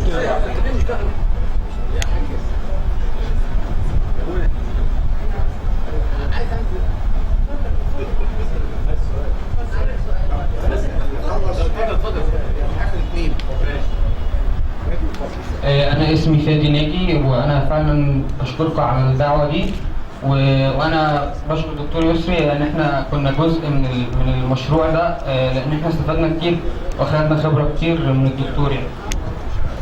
أنا كنت واحد من ضمن الجروب اللي هو جروب الكالكوليشنز زي ما أحمد أمين طلع وقال. إحنا بمساعدة الدكتور كان في أكواد واشتغلنا عليها إن إحنا نبتدي نحسب الكريتيكاليتي المفاعل، ونقدر نحسب إذا كان هو كريتيكال ولا ان هو نوصل للحاله اللي هي الحاله الحرجه اللي هي الكريتيكاليتي، وان احنا ما يكونش في حادثه، وابتدينا نحسب الفلكس بتاع النيوترونات هيبقى عامل ازاي، ودرسنا في الحاجات دي واستفدنا منها كتير، وخصوصا ان الدراسات دي مش بتبقى متوفره في الكليه او في الجامعه، فدي كانت يعني حاجه استفدنا منها كتير. شكرا. السلام عليكم، انا فاطمه الطفافي من جروب الديزاين. اشكركم الخليج واشكر الدكتور يسري لانه هو فهمنا حاجات كتيره قوي ما كناش فاهمينها. اكتر الحاجات كانت كلها نظريه، ما كناش ندرس اي حاجه عمليه خالص. يعني كنا في بدايه المشروع ما كناش فاهمين اي حاجه يعني عمليه خالص، يعني كانت كل دراستنا نظري، ما كناش يعني فاهمين اي حاجه عمليه. كنا تايهين في المشروع في البدايه. الدكتور يعني ادالنا واحده معايا، فهمنا كل حاجه في المشروع. وكان الجزء الثاني في المشروع بتكلم عن الVVR والفولدين. في البدايه عملنا كشف يعني عن الستاندرد بتاعت الابعاد الموديل الVVR الروسي، وبعدين عملنا ماكيت للVVR للكور بارد والكور باكت، وبعدين ستيرما شيت، وبعدين نقلنا على الموديل وخدنا سكيل 21 نيابة لحاجة موجودة في الحقيقة اللي هو مفاعل أنشاص، عشان يعني في المستقبل يعني لو عاوزين نخلي المفاعل ينقل لحاجة حقيقية.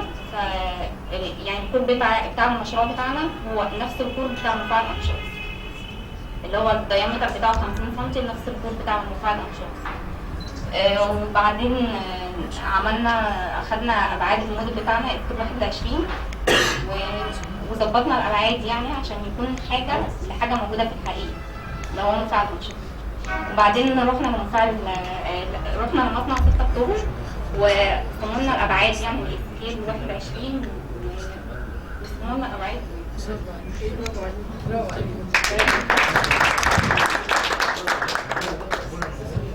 طب اجاوب بقى الدكتور صديق. والحقيقه سال سؤال هام. الوقود النووي الاول ومصادر الوقود النووي، احنا عارفين مصر ما بتخصبش اليورانيوم، واعتقد ان احنا هنبعد شويه وبالذات في الفتره دي عن ان احنا نحاول نخش في تخصيب. احنا النهارده عارفين ايران والمشاكل اللي حصلت فيها، فاحنا مش محتاجين، احنا محتاجين كهرباء. فالتخصيب اليورانيوم معروف على طول انه بيدي شبهه. ليه؟ لان اللي بيخصب يورانيوم ب 5% هيخصبها ب 20%، هيخصبها ب 90%، وبالتالي 90% عن القنابل الذريه. العالم هيقف ضدنا بشده في هذا الموضوع، وبالتالي حقيقه انا يعني بقول دلوقتي احنا عندنا ازمه حاده جدا في الكهرباء. بلاش نعلي النعره الوطنيه ونقول لازم احنا نعمل كل حاجه. انا بقول احنا نشارك في الصناعه، لكن خلينا برضه حريصين ايه الحته اللي العالم كله هيخش يقف ضدنا فيها. لو انا علمت الانريتشن يبقى في الحاله دي انا اقول ايه؟ طب انا اضمن منين ان الوقود انا عملت مفاعل وبعد كده شويه كده لقيت حصل ضغط دولي مانيش عارف اجيب الوقود واقفله. فانا قلت يمكن جاوبت بس بسرعه. النهارده احنا لازم ننوع مصادر الوقود. مصادر الوقود النهارده ما بقتش في ايد الغرب بس، يعني فرنسا، امريكا، بريطانيا بتاع، خلاص ما بقاش هم بس المصدر الرئيسي، كان زمان يمكن. لكن دلوقتي الروس طبعا دخلوا بقوه، الصين دخلت بقوه دلوقتي، دولة زي اليابان طبعا موجودة، دولة زي إيران. أنا بتقديري دايما ليه لا؟ إيران عندها تصور إيه الغلط فيها؟ ما هي عندهم كفاءات كمان نقدر. فأنا أتخيل تنوع مصادر الوقود هيخرجنا من السيطرة بتاعت دول معينة على هذا الاتجاه. الجزء الثاني اللي هو العالم هيتقبل يعني المفاعلات في مصر. بس في الجزئيه يزيد ماركت، يعني انا سهل ان انا اروح اشتري من روسيا زي ما بشتري زي قمح ولا حاجه، ولا اشتري هدوم من الصين، اجيب يورانيوم مخصص. بص، لو المفاعل روسي انا ضمنت الوقود لمده حياتي لو روسي، لان انا هوقع اتفاقيه منفصله مش هي اتفاقيه منفصله. طالما ان هو المفاعل يبقى انت بتصنع هذا الوقود، يبقى انت تديني ضمان بان انت هتديني الوقود ده طول مده حياه المفاعل. دي حاجه ثانيه. في حاجه اسمها الوكاله الدوليه عملت حاجه اسمها البنك الدولي، بنك الوقود الدولي. البنك الوقود الدولي ده بيقولوا ان هذا البنك الوقود اي دوله عايزه تشتري وقود تيجي تشتري البنك الدولي شرطين حقيقي. الشرط الاولاني ان ما تخشش في مجال التقسيم، انه عايز يبعد الدول دي ما تخش في التقسيم. لكن الشرط الثاني اللي الحقيقه انا اعترضت عليه وخليت مصر تعترض عليه، انه ما يكونش عندها ملف في الوكاله.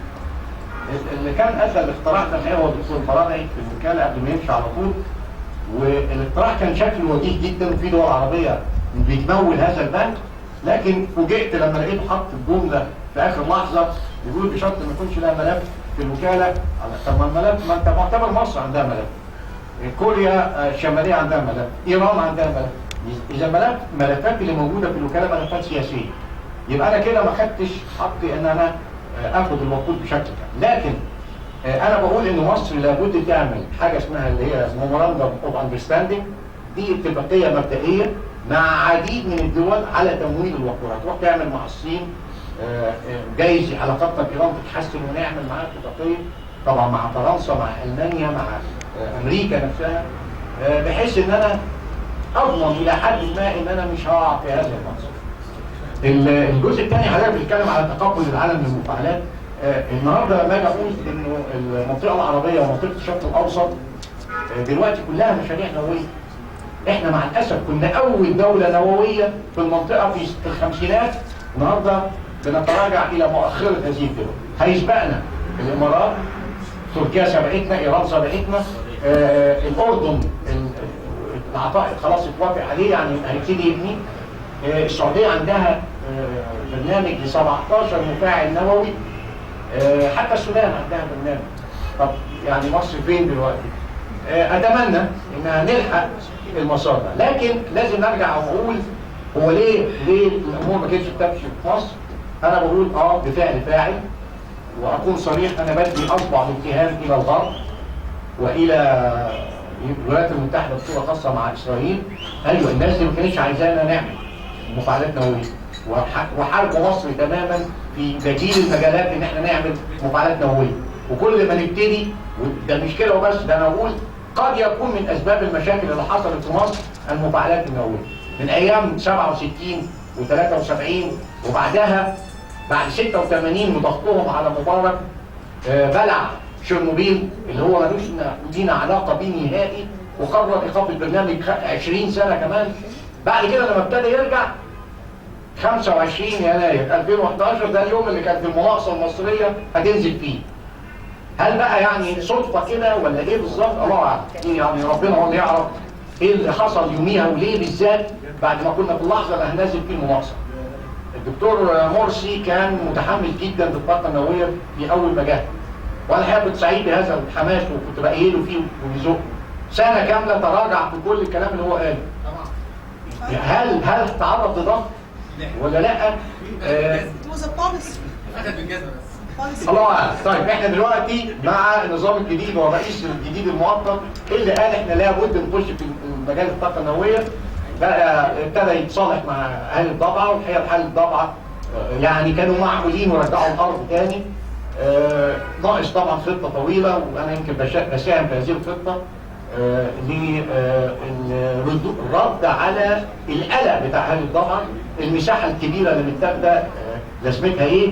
الامان اللي احنا زي ما جورج اتكلم احنا اوريدي عملناه في القسم النوويه، اللي هي دراسه التاثير البيئي على السكان لو حصلت فيه وجود محطه نوويه. احنا عملنا الحاجات دي، لكن مع الاسف الرسمي اللي لازم يعملها مش احنا، هي هيئه المحطات النوويه الرسميه. مع الاسف هو لسه يعني خطوه خطوه كده هيعمل. البايو هازاردز وفكره حضرتك بتاعت السستينابل كوميونتي فكره جميله جدا على فكره. طبعا انتوا اخترتوا الكود 10000، مش هقدر احط اليكس 50. لو اخترت 100,000 كان ينفع فيها اليكس 50. اليكس 50 بيتكلم على 200,000. فاذا كان انا اتخيل وبرضه بعد دراسات كده مصدر الطاقه في الحاله دي هو الرياح. يعني الرياح بس قلت كود البيئة حضرتك هو اليكس 50 ده ويختلف 10 صح برضه صح. بس انا ميزه على يمكن نسيت اقولها ان من اهم مزايا اليكس 50 انه مش محتاج لشبكه يعني بشكل جديد، هو لوكال. يعني انا مش هقعد بقى اوصل بدي ودي ودي. حضرتك عارف الزعفرانه قعدوا يمكن 4 سنين مش عارفين يوصلوها بالشبكه الام، لان في مشاكل الحقيقه في التوصيل. فيتميز الاليكس 50 ده يتحط في صحراء، انا ماليش دعوه بقى بالشبكه. طبعا هنشئ ممكن شبكه صغيره زي ما حضرتك بتقول، لو انا هعمل مثلا 10 15 قريه من النوع ده يقدر يساعد طبعا ويشغل عليها في المكان. لو ما فيش بقى يبقى بفكر كده يبقى الرياح، لان انا شايف اوروبا دلوقتي الحقيقه طاقه الرياح صاروخ طالع بشكل رهيب. وبرضه السبب ايه؟ السبب ان هو بيبني طاقونه الهواء بالاراضي الزراعيه. يعني النهارده حضرتك انا عايش في النمسا يتفرج على ان ما اخدوش حاجه من الارض. يعني الزعفرانه دي 200 كيلومتر مربع متاخدين وصحراء جرداء ما استفادوش من 200 كيلو. ما اقدرش انا اضيع الكيلومترات الكتيره قوي دي وما استفدش منها. فكان لازم نفكر ان انا ببني وحدات الرياح على اراضي اخصبها ازرعها اعمل مجتمع كامل. فالفكره اللي حضرتك بتقول الفيليج اللي بتقوله ده نلاقي بدون حاجه زي دي ان شاء الله. في سؤال خالد وسؤال المهندسه ناديه عبده.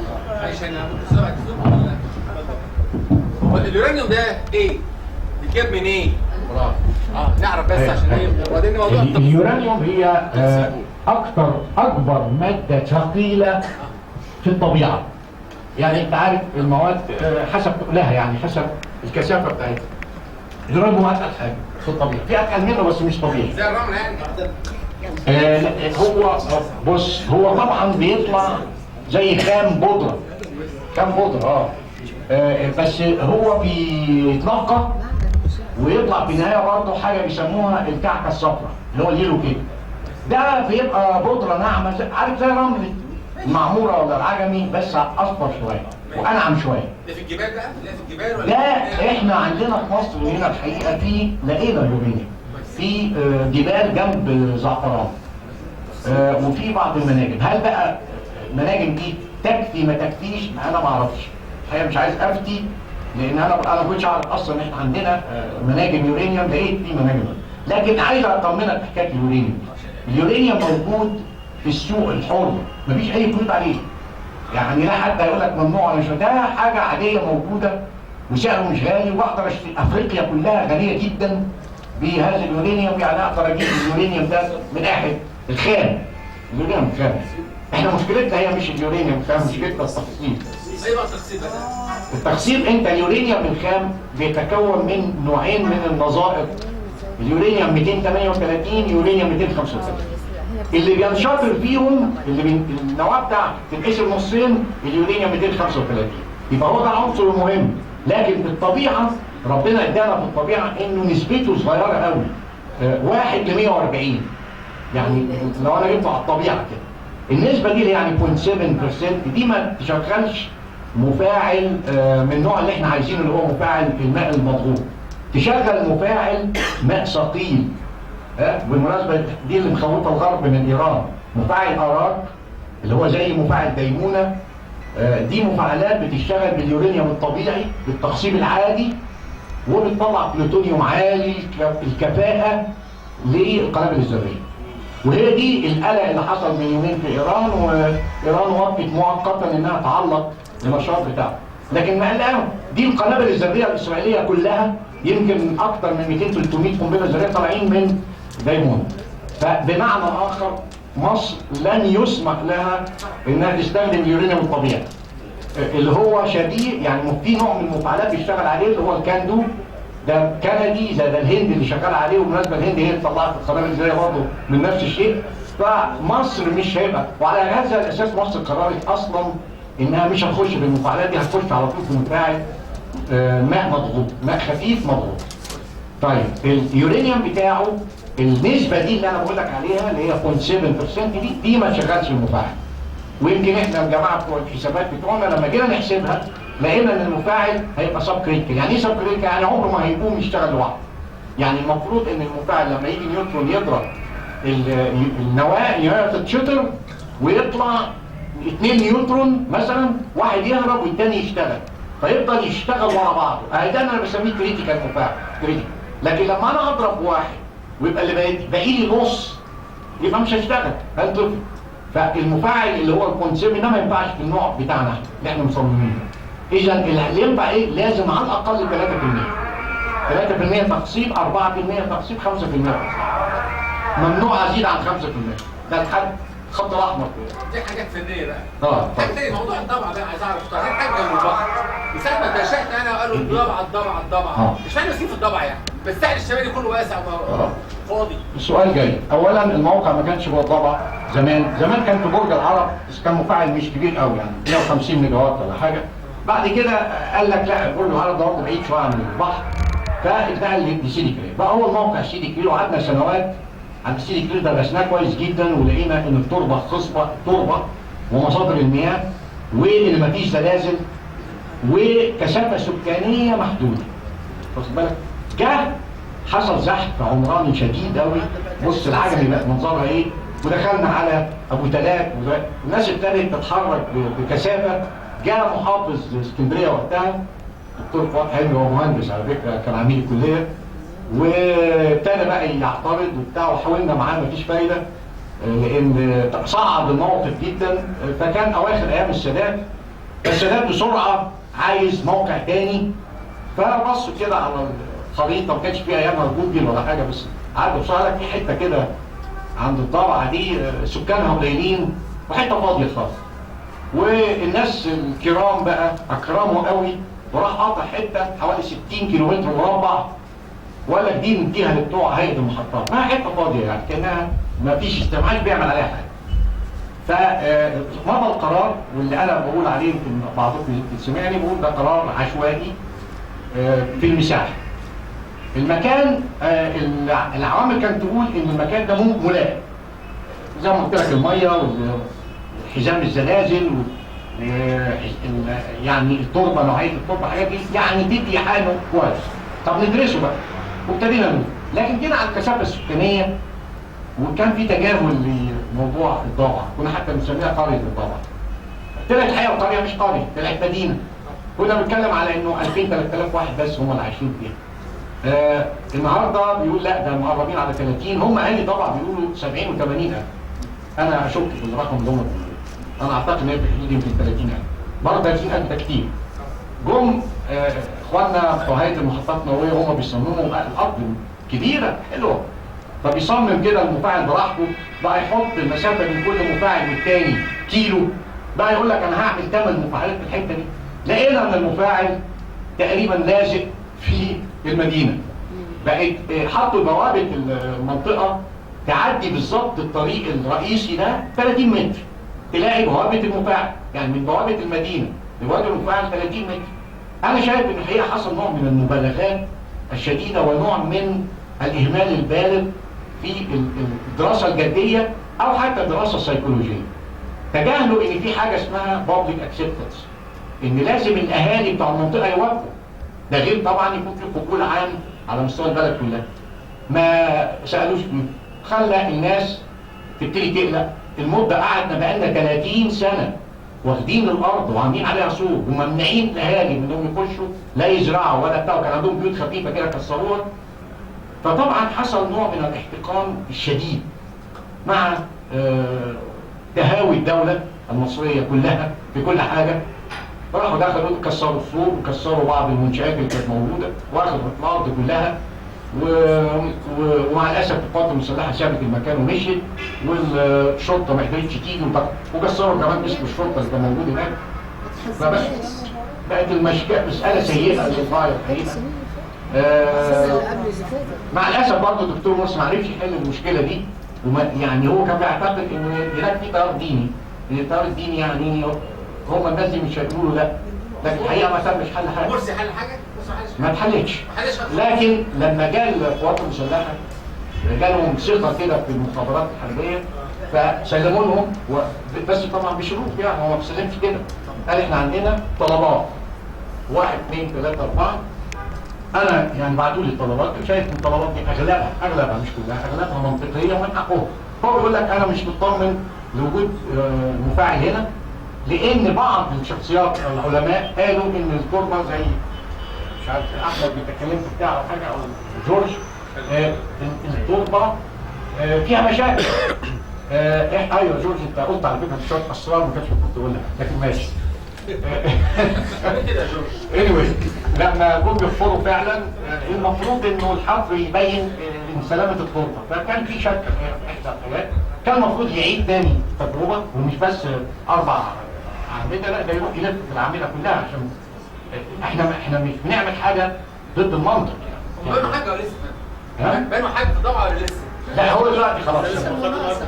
طب ليه ما يروحوش على مرسى مطروح وعلى سيدي براني؟ يبقى برضه الدنيا صحراء وحلوه. بص ليه ما يروحش؟ عشان عارف احنا كل ما بنبعد عن مناطق استهلاك الكهرباء كل ما بصر دقيق قوي. نقل الكهرباء بيكلفنا 15% ضعيف لوسز، يعني احنا بنخسر 15%. عشان كده المشروع اللي هنعمله ان شاء الله في الطبعه الارض، انا عدت تخطيط الارض وقلت لهم احنا مش محتاجين ثلثين الارض دي ما همش لازم، انا هاخد الثلث والثلثين التانيين تعالى بقى اعمل صناعات ذات الاستهلاك الكهربائي العالي اللي هي زي الاسمنت والحديد الصلب والاسمده.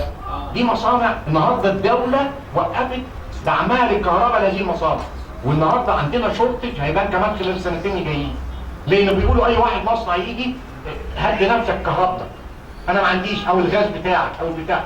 فالراجل بقى يجي يقول لك طب انا استثمر في مصر. انا كان بيستثمر زمان عشان كان بياخد الكهرباء بسعر رخيص جدا، فكان ده بيديله القيمه بتاعته. دلوقتي لما انا بقول له لا، اذا لو انا عملت المشروع ده هناك وبنقل المصانع الثقيله دي في المنطقه دي، ده هيبقى عمليه جيده جدا. يعني ده طبعا منطقه صناعيه بقى خلاص. هتبقى ان شاء الله منطقه صناعيه، منطقه فيها برضه قرى سياحيه. لا في ليه بقى؟ لا ده العالم اللي بره، تعالى تشوف كده بالذات، انا بقى لفيت كتير، تجد انه اكتر تجاره موجوده تجاره السياحه النوويه. الناس عندها انترست وفضول تعرف دي، فجم الشركات المحطات الكهرباء دي تعمل لك قريه على بعد 2 كيلو بالكثير من المحطه، وينزلوا باسعار كده لطيفه وياخدوا زيارات للمفاعل، ياخدوا زيارات. زائد ان لو هي على بحر ولا بتاع، تعرف البحر بيبقى دافي لان هو الماء السخنه تخش فيه، فهو بيرفع 8 درجات مئويه، يعني في عز الشتاء يقدر يستحمل. انا ياما استحملت في الحته دي في عز الشتاء لان الماء سخن 8 درجات حلوين جدا يعني لك. فالسياحه النوويه دي لها مطلوبه ونقدر نعملها، يعني مفيش مشكله. بسم الله الرحمن الرحيم. انا طبعا حرصت جدا ان انا احضر عالم جليل زي حضرتك وبوادر العلماء بتوع كليه الهندسه زمايلنا بقى من سنوات عديده قوي. اول حاجه انا لما يعني زعلت الحقيقه من ان ورش كليه الهندسه فيها عجز، فبرضه بقدم لحضرتك لو نعرف ايه العجز اللي موجود في كذا، واحنا عندنا كذا مشروع ممكن نساهم بيهم في اعاده تاهيل او تجهيز الورش. عايز اسال سؤال بقى مركب حضرتك، عايزه حضرتك تفرق لي بين الطاقه المنتجه من الطاقه الشمسيه والطاقه النوويه وطاقه الرياح والطاقه اللي هي بالغاز او بالسولار، وبرضه ايه ميزات وعيوب الطاقه المستخدمه من الاربع كذا. كان ايه اول كلمه؟ من اول كلمه المقارنه. مقارنه. برضه مشروع الطاقه الضبعه هيغطي قد ايه من احتياج مصر من الطاقه؟ وشكرا جزيلا. خلينا حاجه حساسه قوي لان الاسعار دي مهمه جدا ووجعانه. هتجدي ان الطاقه النوويه هي من ارخص الاسعار. ليه؟ عشان زي ما قلت لكم على طول الطاقه النوويه 1400 ميجا وات، ده المفاعل الواحد اللي احنا بنصمم زيه دلوقتي ده 1400 ميجا وات الكتريكال وثابت لمده سنتين بيدي. فطبعا انتاجه بسيط. اليورانيوم الوقود اللي بيصنعه الجرام الواحد من اليورانيوم يعادل 20 طن من الفحم او البترول. 20 طن، تخيل جرام. يعني معنى كده ان اليورانيوم اللي انا بستعمله قليل مش كتير. بكام؟ اليورانيوم بكام فيرسس الفحم بكام؟ لا لا ما هنيجي بقى هنا هقول لك اليورانيوم يعني يقف التكلفه في حدود مثلا 100 مليون دولار لما اجي ابدله. ده سعر ما هوش رخيص قوي، لكن ايه لمده سنتين وبيطلع قد ايه كهرباء لو بحسب الانرجي. لان برضه دي مشكله من مشاكل الشعب المصري انه بيتكلم دايما بيفهم انه القدره في حاجه اسمها القدره. لما اقول مفاعل ده 1000 ميجا وات وبقين اقول بيطلع طاقه قد ايه؟ طاقه اللي هي الانرجي يعني 1000 ميجا وات اضربي في 24 ساعه في بقى يلخ يديك ايه؟ لحد الاورز يديك كيلو وات اور. ده انت بتدفعي فلوسك على الطاقه وليس على القدره. فلما يجي الوزير يقول زي ما هو بيعلن بفخر شديد ويقول احنا عملنا محطه كومومبو دي ب 100 ميجا وات، لا ما يقوليش الرقم ده لان انا مش هدفع على 100 ميجا وات. انا كمستهلك انا هدفع على 100 ميجا وات اور. قول لي بقى ال 100 ميجا وات دول هيشتغلوا كام ساعه؟ هيقول لك ده هيشتغل مثلا 6 ساعات، المتوسط بتاعه 6 ساعات. طيب يبقى انا خاسر 3/4 المحطه مش مستفيد بيها. وهو ده الرقم اللي تقوله لي. وعلى هذا الاساس لما باجي بقول لك الاقتصاد اجد ان الطاقه النوويه ارخص طاقه على الاطلاق طاقه الرياح لا سوري طاقه الماء اللي هي السد العالي. لان السد العالي الحقيقه بناخده ببلاش، يعني ده ميه نازله تربيناته سهله لا بحرق ولا بعمل بشغل، ده ارخص حاجه. لكن دي طاقه خلاص خلصت ما عنديش اكتر من كده. الطاقه اللي وراها على طول هي النوويه، وراها على طول. اللي وراها بقى يمكن يبتدي بقى يخش الغاز الطبيعي مع البترول، ودول بيلعبوا قوي يعني حسب السعر بيلعب. وراهم على طول لازق فيهم الرياح. مش كده انا عندي اعشى من الرياح اصغر شويه. وراهم بيخش الطاقه اللي هي البيولوجيه اللي هي الفضلات العادي. اللي على فكره يعني مثلا يعني مدينه زي فيينا دي الهيتنج بتاعها اللي هي الميه التدفئه طالعه من الزباله. يعني بس الزباله نظيفه، لان في زباله مش نظيفه دول بقى بيطلعوا منها غاز بيحرقوه عشان يطلع كهرباء. ماذا تقصد حضرتك بالزباله النظيفه ولا مش نظيفه؟ الطاقه النظيفه اللي هي حضرتك عندك مثلا كرسي قديم مش عايزاه بترميه، بعض الحاجات اللي هي الطاقه الثانيه اللي هي الطاقه العضويه اللي هي يعني طاقه عضويه وطاقه طاقه عضويه وطاقه غير عضويه. فاذا لما نيجي بقى للطاقه الشمسيه، الطاقه الشمسيه هي اغلى نوع من الطاقه اليوم. اغلى قوي، يعني انت بتقولي السكيل مع النووي على الاقل 1/10 بالتفاهم يعني.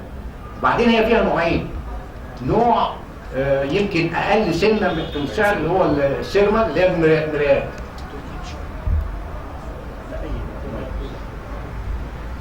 اللي هي الميرور، ودي اللي هي عملوها في احدى المحطات في مصر حاجه صغيره كده. لكن دي الاغلى منها اللي هي بقى تقدر تستعملها في البيوت اللي هي الفوتوفولتايك سيل. وبالتالي في شركات يمكن بعضكم شافها انه بيبيعوا وحدات تحطيها على سطح البيت وبتاع. دي الكفاءه بتاعتها اقل وغاليه جدا وما تنفعش في بيوت زي بيوتنا. العماره فيها ايه 50 دور، ده هي يا دوب لو حاجات كبيره كده تكفي دور بالكتير بشقتين ولا حاجه. اذا نوصل في الاخر الطاقه النوويه من ارخص ما يمكن من الطاقات، وزي ما قلنا قبل كده الطاقه كمان نظيفه الا بقى في حاله حادثه. حتى حضرتك لو عامل بقى الاهلاك بتاع المحطه والرينيوال مثلا كله ده محسوب يعني. كله محسوب، ومش بس كده، محسوب انه بعد 60 سنه ان هذه المحطه لازم افككها وارجعها ارض زي ما بيقولوا ارض خضراء، ارض بكر. يعني احنا طبعا بعيد، لكن انا شفت المنظر ده مثلا المانيا لما الرفاع خلاص بيخلص هو مدفوع له فلوس، عامل حسابه الفلوس دي ياخدها يفكك كله ويشيل ويساوي الارض ويعني يحرتها ويرجعها ارض جديده يبيعها. فكل الكلام ده معمول حسابات.